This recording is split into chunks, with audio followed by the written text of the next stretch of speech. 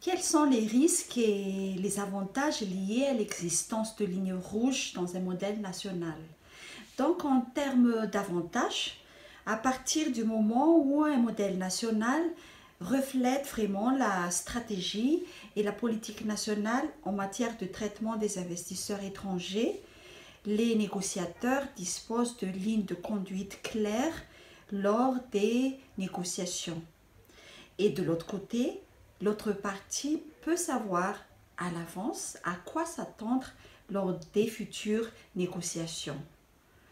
En termes de risque, si pour une raison ou une autre, notamment dans le cas où ces lignes rouges pourraient faire l'objet de compromis, ou elles seront peut-être retirées et remplacées par des rédactions à orientation contraire, c'est la légitimité du modèle et de la politique nationale qui pourrait être remise en cause.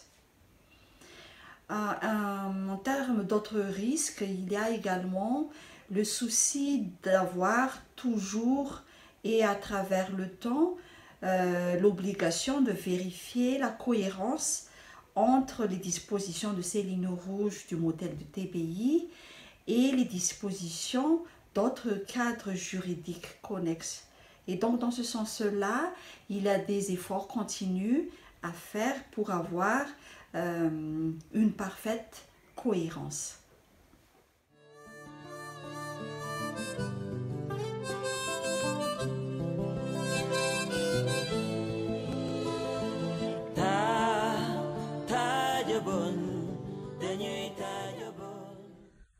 Il est vrai qu'aujourd'hui, on a différents modèles à différentes échelles, l'échelle nationale, l'échelle régionale, l'échelle continentale. L'échelle continentale, on peut penser au code panafricain des investissements.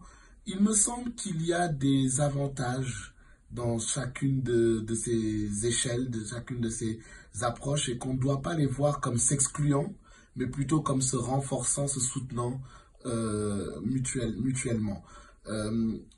Il me semble qu'effectivement un modèle national demeure quand même l'enjeu majeur. Parce que finalement, les modèles continentaux et les modèles régionaux devraient refléter les modèles nationaux. Ils devraient refléter les convergences au niveau national. Aujourd'hui, on a quand même un phénomène inverse qu'on pourrait qualifier de phénomène de top-down, où on a des modèles régionaux et continentaux qui s'imposent au niveau national.